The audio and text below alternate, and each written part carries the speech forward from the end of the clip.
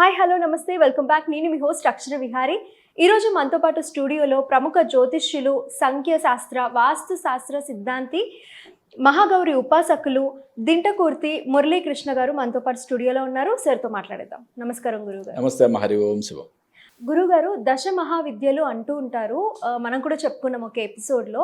దశ మహావిద్యలు అంటే ఏంటి, ఆ యాగం చేయాలి అంటే అసలు ఏమి ఆశించి ఆ యాగం చేస్తారంటారు? ఒకటి అంటే మనం ఏ పూజలు, ఏ వ్రతాలు, ఏ యాగం చేసినా కూడా ఏదో కామ్యంతో చేయడం కన్నా కూడా ఓకే, కామ్యరహితంగా చేయడమే కరెక్ట్. ఓకే, కానీ మనం కలియుగంలో ఉన్నాం. కామ్యములు కోరిక లేకుండా పూజ చేయమంటే, కోరిక లేకుండా ఒక హోమం చేయమంటే ఎవరు చేస్తారు? ఎవరు చేయరు. ఓకే, దశ మహావిద్యలు అంటే స్వామివారిని పూజించే పద్ధతుల్ని మంత్రోపాసన అంటారు. అమ్మవారుల్ని పూజించే శక్తి స్వరూపాలను పూజించే పద్ధతులనే విద్యలు, మహావిద్యలు, బ్రహ్మ విద్యలు ఇట్లా అంటారన్నమాట. అంటే శక్తి స్వరూపాలని కొలిచే పద్ధతి మహావిద్య. అమ్మవారి యొక్క అష్టాదశ శక్తి పీఠాల్లో అమ్మవారి యొక్క యోని భాగం పడిన ప్రదేశం కామాఖ్య కదా.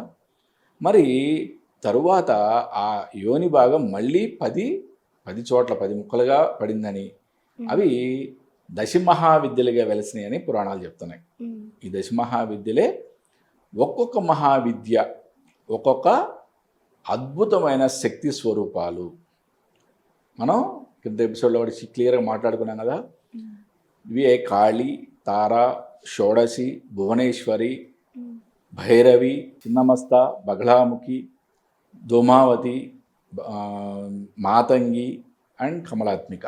ఈ 10 దశ మహావిద్యలు, ఈ మహావిద్యలన్నీ కూడా ఒక్కొక్క మహావిద్య ఉపాసన ఒక్కొక్క అద్భుతమైన మనకి ఫలితాలు ఇస్తాయని చెప్పి మనకి తంత్రశాస్త్రంలో చెప్పబడింది. ఓకే, ఈ దశ మహావిద్యల గురించి పూర్తిగా మనకి తంత్రశాస్త్రంలో వివరించబడింది. కాబట్టి ఇక్కడ అంతా కూడా అమ్మవారి యొక్క ఉపాసన అంతా కూడా వామాచార కౌళాచార పద్ధతుల్లో, తంత్రశాస్త్రంలో చెప్పబడిన విధంగా వామాచార కౌళాచార పద్ధతుల్లో ఎక్కువగా అమ్మవారి యొక్క ఉపాసన జరుగుతుంది. అంటే ఒక కోరిక, 2 కోరికలు ఏది కాదు. ఓకే, మనం మన యొక్క జీవితంలో ఎటువంటి కోరిక ఉన్నా మనకి అద్భుతమైన ఫలితం ఇచ్చే క్షేత్రం అని చెప్పుకోవచ్చు. అద్భుతమైన ఫలితం ఇచ్చే యొక్క దశ మహావిద్య యాగం అని చెప్పుకోవచ్చు. ఇక్కడ మనకి రామకృష్ణ పరమహంస, ఓకే, స్వామి వివేకానంద, రమణ మహర్షి, వీళ్ళంతా కూడా దశ మహావిద్యల్లో మొదటి మహావిద్య అయిన కాళీ ఉపాసన చేసి వాళ్ళు ఎంతో అద్భుతమైన వాక్శుద్ధిని, అద్భుతమైన సాహిత్యాన్ని చెప్పగలిగారు. అంటే తెనాలి రామకృష్ణుడు, వీళ్ళంతా కూడా కాళీ ఉపాసన ద్వారానే ఎంతో అద్భుతమైన శక్తులు సంపాదించారని చెప్తారు. అలాగే రమణ మహర్షి వారి యొక్క శిష్యులు కావ్యకండ గణపతి దశ మహావిద్యల్లో అన్ని దేవతల్ని కూడా ఆయన ఉపాసన చేశాడని చెప్పి ఆయన అన్ని మహావిద్యల యొక్క సాక్షాత్కారం పొందారని కూడా ఆయన గురించి మనకి కథలుగా మనం వింటున్నాం. అంటే మహానుభావులు అందరూ చాలామంది ఈ యొక్క మహావిద్యల్లో ఒక్కొక్క మహావిద్యని ఒక్కొక్క సాక్షాత్కారం కోసం, ఒక్కొక్క అద్భుతమైన శక్తుల కోసం వాళ్ళు ఉపాసన చేయడం జరిగింది. దశ మహావిద్యల్లో కాళీ అంటే కాలాన్ని తెలిపేదని, ఎటువంటి నెగిటివ్ ఎనర్జీనైనా కూడా పారద్రోలుతుందని చెప్పచ్చు. తారాదేవి, ఈవిడ విజయాన్ని చేకూరుస్తుందని, వాక్శుద్ధి కలిగిస్తుందని చెప్పుకోవచ్చు.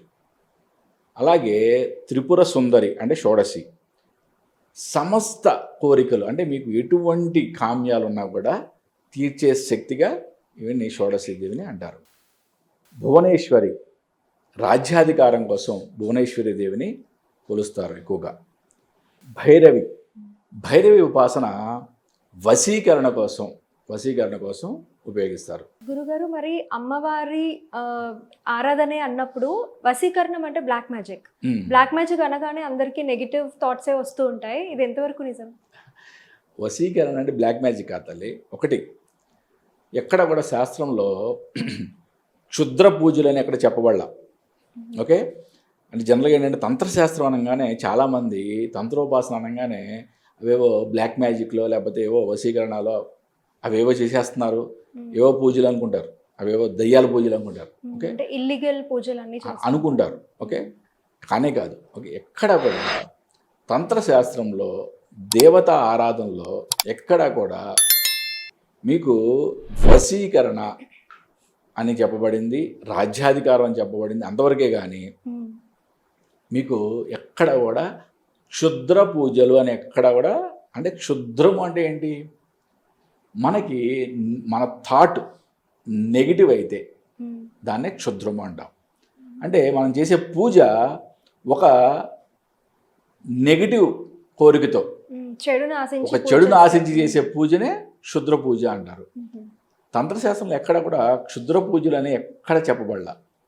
అంటే మనం చేసే విధానాన్ని బట్టి, మనం చేసే కామ్యాన్ని బట్టి దానికి క్షుద్రం అని అనుకుంటున్నాం, మనం క్షుద్ర పూజలు అనుకుంటున్నాం. అంతేగాని క్షుద్ర పూజలు అనేవి, బ్లాక్ మ్యాజిక్ అనేవి ఎక్కడ లేవు. ఓకే, అంటే ఇప్పుడు మనకి ఒక పరికరం ఇచ్చాం, ఆ పరికరాన్ని ఏ విధంగా వాడుకోవచ్చు కదా. అంటే అది మన మైండ్ యొక్క స్టేట్ని బట్టి ఆధారపడి ఉంటుంది. మన కామ్యము, మన యొక్క సంకల్పం మంచిదైతే అది మంచి దానికోసం వాడతాం. ఒక చాకు ఇచ్చామమ్మా నీకు, నువ్వు శుభ్రంగా కూరగాయలు తరుగుతున్నావు, మంచిగా వండి పెడతావు, బాగుంది. అదే వేరే నీ మైండ్ వేరే కోరి ఆ చాకుతో ఇంకేమైనా చేయొచ్చు కదా. దాన్నే అంటే ఈ సాధనలన్నీ కూడా, తంత్రశాస్త్రంలో ఈ సాధనలన్నీ కూడా ఒక టూల్ అయితే, చేసేవాళ్ళు వాళ్ళ యొక్క కామ్యాన్ని బట్టి దాన్ని క్షుద్ర పూజ అని మనం తర్వాత అనుకోవడం జరిగింది. బట్ ఎక్కడ కూడా క్షుద్ర పూజలు అనేవి ఎక్కడ కూడా తంత్రశాస్త్రంలో చెప్పబడలా. ఓకే, అమ్మవారిని ఈ విధంగా ఉపాసన చేస్తే ఈ విధంగా ఫలితాలు వస్తాయని చెప్పబడి. అదేవిధంగా చిన్నమస్త, ధూమావతి ఆరోగ్యానికి సంబంధించి, ఓకే, బగళాముఖి శత్రు విజయం, కోర్టు కేసుల్లో వ్యవహారాల్లో అన్నింటిలో కూడా విజయం సాధించాలి. రాయశ్యామల మాతంగి, ఇవికి కూడా మళ్ళీ మనం రాజ్యాధికారం కోసం, కమలాత్మిక అష్టైశ్వర్య సిద్ధి కోసం, ఇవన్నీ కూడా మనం దశమహావిద్యలన్నీ కూడా మనం అద్భుతంగా సాధన చేసినట్లయితే, అంటే ఉపాసన చేయొచ్చు, లేదా ఇటువంటి హోమాల్లో యాగాల్లో పాల్గొన కూడా అద్భుతమైన ఫలితం ఏర్పడుతుంది. అంటే మనం రేపు రాబోయే గుప్త నవరాత్రుల్లో జూలై 6వ తారీఖు నుంచి 15వ తారీఖు వరకు అస్సాం గౌహతిలోని కామాఖ్య మందిర ప్రాంగణంలో మెయిన్ టెంపుల్ ఆవరణలోనే శతచండి రుద్ర సహిత దశమహావిద్య మహాయాగం తల్లి మా చేత చేయించుకుంటుంది. ఎంతో ఆనందంగా ఉంది. నాకంటే ఆ అవకాశం ఆ తల్లి నాకు ఇచ్చినందుకు నేను ఎంతో గర్వంగా ఆనందంగా ఫీల్ అవుతున్నాను. ఇది మెయిన్ టెంపుల్ ప్రాంగణంలో జరుగుతుంది. మెయిన్ టెంపుల్లోనే మన యొక్క కలశ స్థాపన మండపం కూడా 10 రోజులు మన యొక్క మండపం కలశ స్థాపన ఉంటుంది. ఆ ఆవరణలోనే ఉదయం నుంచి సాయంత్రం వరకు దక్షిణాచార పద్ధతిలో అమ్మవారి యొక్క ఉపాసన, మంత్రజపము, హోమము అన్నీ కూడా ప్రతిదీ మన దక్షిణాచార ప్రకారం జరుగుతాయి. ఈవినింగ్ వామాచార కౌళాచార పద్ధతుల్లో, ఎందుకంటే ఇప్పుడు మనం వెళ్ళే క్షేత్రము తంత్ర సాధకులకి ప్రసిద్ధికి చెందిన క్షేత్రము. రెండోది, అక్కడ ఆచారాలని మనం కంపల్సరీగా గౌరవించాలి, అవునా కదా. కాబట్టి ఏంటంటే అక్కడ ఎటువంటి ఆచారాలు ఉన్నాయో, ఇప్పుడు ఫర్ సపోజ్ ఒక్క విషయం చెప్తా తల్లి నీకు. ఇప్పుడు మనం అయ్యప్ప మాలేసుకున్నాం, మాలేసుకొని శబరిమలకి వెళ్తే 18 మెట్లు ఎక్కనిస్తారు, అవునా కదా. 18 అంబడి ఎక్కనిస్తారు. మాల వేసుకోకుండా మామూలు డ్రెస్తో వెళ్ళాం, ఎక్కనిస్తారా? ఎక్కనివ్వరు కదా. అక్కడ ఆచారం ఏంటి, వెనకాలన్న వేరే స్టేర్ కేస్ ద్వారా పైకి పంపిస్తారు, స్వామివారి యొక్క దర్శనానికి పంపిస్తారు. అంటే ఏంటి, అక్కడ ఆచార వ్యవహారాలని మనం అవి పాటించాలి కదా. అలాగే అక్కడ అమ్మ కొలువై ఉన్న క్షేత్రం యొక్క ఆచారం ఇక్కడ వామాచార కౌలాచార పద్ధతుల్లో అమ్మవారిని పూజించటం. మన మనస్తృప్తి కోసం ఉదయం నుంచి సాయంత్రం వరకు మనం ఏంటంటే మనం రోజు మంత్రాలు, అమ్మవారి యొక్క మంత్రాలు వింటాం. మనకి ఆ మంత్రం చదవకపోతే మనకి ఆనందం రాదు. కాబట్టి మన తృప్తి కోసం ఉదయం నుంచి సాయంత్రం వరకు దక్షిణాచారంలో అమ్మవారిని కొలుచుకొని, అమ్మవారికి అన్ని ఉపచారాలు చేసి, అమ్మవారికి హోమం చేసి, సాయంత్రం మళ్ళీ వామాచార కౌళాచార పద్ధతుల్లో అమ్మవారిని పూజ చేయడం జరుగుతుందన్నమాట. ఇది ఒక అద్భుతమైన కార్యక్రమం. నాకు తెలిసి అయితే ఎవరు కూడా కామాఖ్య మందిర ప్రాంగణంలో ఇటువంటి కార్యక్రమం చేశారని నాకు తెలిసి ఎవరు చేసినట్టుగా నేను వినలేదు. ఒక అద్భుతమైన కార్యక్రమం. అందరూ ప్రతి వాళ్ళు కూడా దీంట్లో గోత్రనామ సహితంగా పాల్గొండి.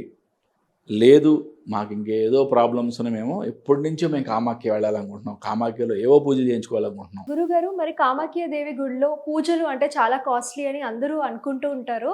ఆ రోజు మీ ద్వారా అక్కడికి వెళ్ళి పూజ చేయించుకోవాలంటే కూడా లైక్ మీరు ఏ విధంగా వాళ్ళకి ప్రొవైడ్ చేయగలుగుతున్నారు? ఇప్పుడమ్మా ఎవరికైనా సరే జాతకంలో విపరీత దోషాలు ఉంటే మనం జనరల్గా ఏంటంటే దక్షిణాచారంలో చేసుకునే వాళ్ళు ఇక్కడ చేసుకుంటారు. లేదు గురుగారు మేము వామాచారంలో చేసుకోవాలన్నప్పుడు ఇప్పుడు మా పరివారం అంతా వెళ్ళాలి కదా, ఇప్పుడు నేను ఋత్వికులు అందరం వెళ్ళాలి కదా అంటే వెళ్ళి రావడానికి ఫ్లైట్ ఖర్చులే దగ్గర దగ్గర 1.5-2 lakhs అవుతాయి ఖర్చు. అక్కడ మళ్ళీ దేవాలయాన్ని కట్టాల్సినవి, అక్కడ క్రతువుకు సంబంధించిన అన్ని ఏర్పాట్లకి కూడా చాలా కాస్ట్లీ వ్యవహారం, అది 100%. బట్ ఇప్పుడు ఋత్వికులు వేద పండితులు అందరూ మేము అందరం కూడా అక్కడే ఉంటాం 10 రోజులు కదా. మహాయాగం కదా ఇది, చిన్న కార్యక్రమం కాదు. మహాయాగానికి 10 రోజులు మేము అక్కడే ఉంటాం. కాబట్టి ఎవరన్నా చేయించుకోవాలి వామాచారంలో అనుకున్న వాళ్ళకి మీరు మామూలుగా అయ్యే ఖర్చులో ఒక 30-40% ఖర్చులోనే ఇప్పుడు మీరు చేయించుకోవచ్చు అక్కడ. ఎందుకంటే మేము ఆల్రెడీ మా యొక్క ఫ్లైట్ ఖర్చులు అవన్నీ మేమే పెట్టుకొని వెళ్తున్నాం కాబట్టి అక్కడ ఈజీగా మీరు చేయించుకోవచ్చు. అటువంటిది ఎవరన్నా ఇప్పటి నుంచి అనుకుంటుంటే కనుక మమ్మల్ని సంప్రదించండి, కింద డిస్ప్లే అవుతున్న నెంబర్లో నన్ను సంప్రదించండి, నేను మీ పూర్తి వివరాలు తెలియజేస్తాను. ఓకే గురుగారు. మనకి జూలై 6 నుంచి 15వ తారీఖు వరకు ఈ కార్యక్రమం జరుగుతుంది. దశ మహావిద్యలు ఒక్కొక్క రోజు ఒక్కొక్క మహావిద్య అనుష్ఠానం, అమ్మవారికి సంబంధించిన హోమం అన్నీ కూడా జరుగుతాయి. లాస్ట్ రోజు మహాపూర్ణాహుతి, నెక్స్ట్ కౌలాచార వామాచార ప్రకారం అక్కడ బలి కార్యక్రమాలు అవి కూడా ఉంటాయి. ఓకే, ఇవన్నీ అయిన తర్వాత ఆషాఢ పౌర్ణమి రోజు okay Manikanta Puja store, vegetable market road, షాపూర్లో ఓకే ఎవరైతే అసలు మేము ఏమి డబ్బులు ఇవ్వలేము, ఓకే ఎటువంటి ద్రవ్యం ఇవ్వలేము, మనస్ఫూర్తిగా ఈ 10 రోజులు అమ్మవారిని ధ్యానించండి.